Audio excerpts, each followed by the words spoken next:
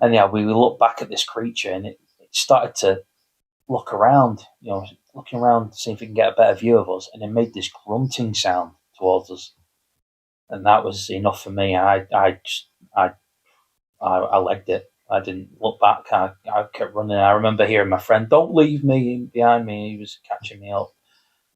We got to a bit of a park clearing further down near the entrance. We collaborated our thoughts. I waited for him to catch up.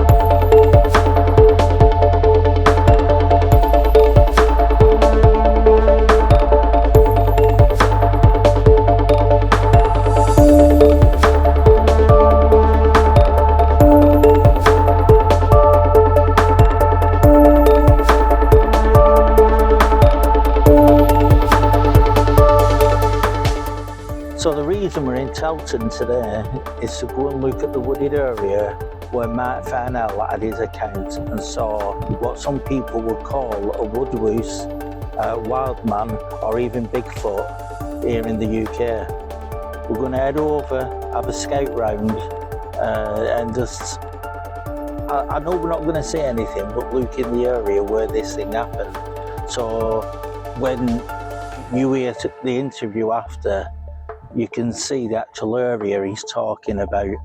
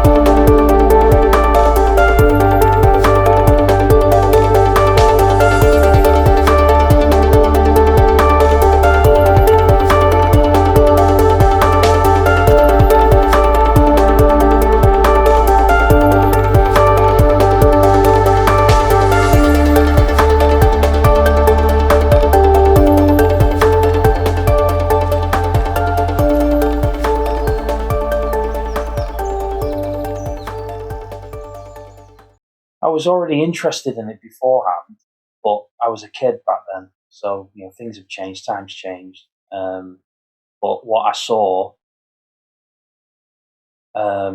basically, all my beliefs were shot out the window when I witnessed.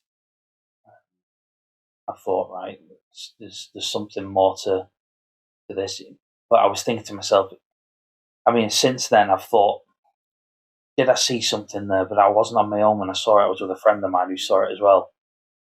So, and I've spoken to him, and he said, yeah, no, we did. There were definitely some of them here, but because I'm such a skeptic, what was it? What was it? It wasn't a person. It was someone being stood there, looking directly straight at us, within 15 feet away from us. So we could work out it wasn't a person. Work out it wasn't anybody dressed up, because the sound it gave really was, you just felt it in your chest when it gave the sound. And I've watched a lot of documentaries on the TV about screams in the woods and stuff like that, and I've heard them. Mine sounds completely different to that. So again, it puts another skeptical thought into it. What could it have been? Something else? So I've got all my life I've gone through thinking, what else could it have been? But the sound it gave just really put the full stop at the end of it. Really, the sound it gave. Well, no person could do that sound. I can't even do impression of it, as I detailed in Elusive. See, I remember it coming into the clearing. It walked into the clearing. I could see its physique. I could see everything. Couldn't see its face much because it was in shadow, but you could see its ears all down one side. You could see because it was more or less to the side of us, so obviously this side was more visible than the other. But the size of the muscles it had, I mean, it was just bulky, really. But it wasn't tall.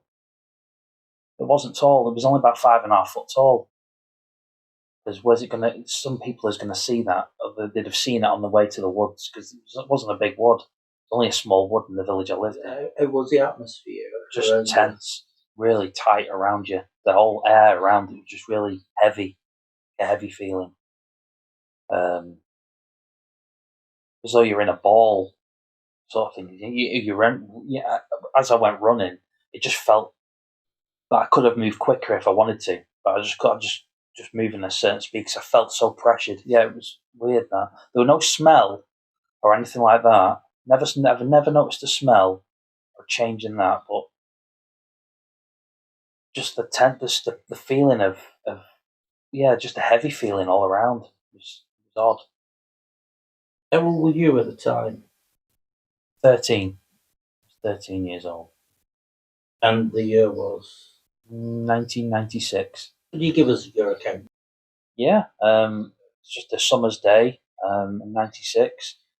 Me and my friend, we decided to build an assault course in the local woods. Rope swings, tree platforms. Well, as good as we could build it anyway, because we're only young. But we did it anyhow. We got these rope swings sorted out, and we did a test run, one end to the other. We collaborated our thoughts at the end, and there was a fallen down tree that was rested next to, and there was somebody walking. And I thought, someone's coming now, walking their dog. We don't want them getting caught off in what the rope swings and stuff we've got. So we hid behind this tree as it came walking round, and realised it wasn't a person at all. It was, I don't know, I can't even tell you what it was. But as it walked into a clearing, it stopped, turned to look at us. I'm thinking, oh God. And my whole belief and everything just went straight out the window. I couldn't believe what I was witnessing. I saw this creature about 5.5 foot tall, covered in shaggy hair, really thick hair, big muscles. And I'm thinking, oh God, I looked at my friend and he was already looking at me, and I said, right, what do we do? So anyhow, we looked back at this creature, and it started to look around, looking around to see if it can get a better view of us, and it made this grunting sound towards us. And that was enough for me. I legged it. I didn't look back. I kept running. I remember hearing my friend, "Don't leave me," behind me. He was catching me up. We got to a bit of a park clearing further down near the entrance. We collaborated our thoughts. I waited for him to catch up. We got sticks and we walked round the pathway where we actually witnessed it on. We didn't see anything, so we're looking up every single tree, looking behind every single branch, tree stump, whatever there was, bushes, looking behind everything. And we got to the end part of the woods, and there was a barbed wire fence that ran around. There was like a walkway gap you could walk through, and there was a trodden down patch of corn that went straight towards the next wood that was further down. So I presume it either went that way. I'm hoping it went that way, and it wasn't watching me any further. And on the way home, all I could do was look. Well, I was looking behind me all the way home because the fear was just. I was frightened. I was terrified. But we went to my friend's house, and we told his mum, and she made us go into separate rooms and draw a picture of what we saw, and we both drew exactly the same picture in the room, in our rooms. So that was, frightening. So the grunting noise when you heard that, how did you feel anything from the grunting noise? It went straight through us, like it shook your chest when it went through, like made you like cough up a bit as well. But it went right through, and I'm thinking, oh, But that noise that it gave us put a fear in me that I needed to get out of there quick. So I just ran. I didn't care about my friend. He can carry it. He can catch up to me if he need be. But I was gone. I was gone as quick as I could fight, as quick as I could run. Do you still have the drawings that you did? I'll have to ask my friend. I don't know if my friend's mum still has them. She was the only one we told. We never told anybody else. The only person we told was her mum. Was his mum. No, it was a terrifying encounter. But what I don't understand is how it got there without being seen. That's why I'm putting into the thought: is it really flesh and blood? Is there a ley line that runs there? I don't know. I don't know. Did you feel or notice whether there might be more than one around? To be honest, I didn't. I was too scared of what I was looking at. I didn't really look any further. I mean, there could have been more than one. I don't know because it's quite I wouldn't say it's thick, but it's thick for the wood as it is. It's not a big wood, but was it on its own? I don't know. Because if it was, with it being only 5.5 foot, is it a juvenile? And its mother or something is else. I see. Saying that makes more of a fear, really. But no, I didn't really think if there was any others. Like I said, I was only 13 then, so I wouldn't have thought. Just wanted to get out of there quickly. No, stick structures. I'm either in with them or I'm not with them. See, a lot of them are just by chance, I think. But the stuff that Ben Walgate's found, it's in the middle of nowhere where he goes. He goes to areas where there isn't. If there is people, there's not many people that go there, especially who'd make a stick structure. So I don't really know.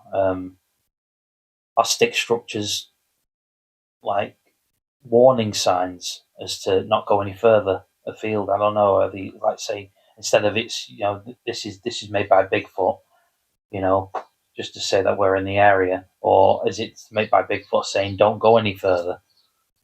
You're crossing the line, sort of thing. I don't know. See, it's interesting, the stick structures, but I've never really followed into it. What's your thoughts about the government knowing? I think they're all tied in. I think they know exactly. They know there's something going on. I think there's no surprise to them. Then again, it's how much do they know of it? There's certain areas, i.e. Bempton's one of them. The government know exactly what's there. They've known for a long time. But like even Paul Sinclair said, Bempton's only one place among many. So they'd be all over the country, all over the world, these areas of interest. Not only has Mark had this frightening encounter, he has become a researcher of strange accounts that he documents. His book, Case Files of the Unexplained, is in the process of being published. But it's getting proofread at the moment. So fingers crossed it comes back all okay and ready to go. But yeah, I'm looking forward to getting it sorted because I've got another idea for another book coming up as well. So if that one does well, I might have another one not long after. Subject is unexplained cases that have occurred all around Britain. From Bigfoot sightings to paranormal incidents to big cats. It covers the whole system really of that, which is why there's probably going to be another book coming because I've got that many encounters I need to put in. The list is growing and growing, really. It pretty much writes itself, the book, I feel. After a while, I'm thinking, I'll put that in. Oh, it's on page what? Oh, I've got to slow down. Some quite local around to the area as well, which is good. It's not too far a travel. It's mainly big cat sightings, and there's quite a lot. There's quite a lot of them, especially now the government have officially announced that big cats are in the countryside. It was in the paper the other day. I saw on the front page. But we actually have Black Panthers running wild in the countryside. Well, that's finally, they finally said that, yeah, we have got big cats. We can't hide it anymore. What else are they hiding? Yeah, DNA. They've done DNA tests over the last couple of weeks. It was in the paper. It was in the front cover on the paper, saying that DNA test has proven that black panthers are prowling the English countryside.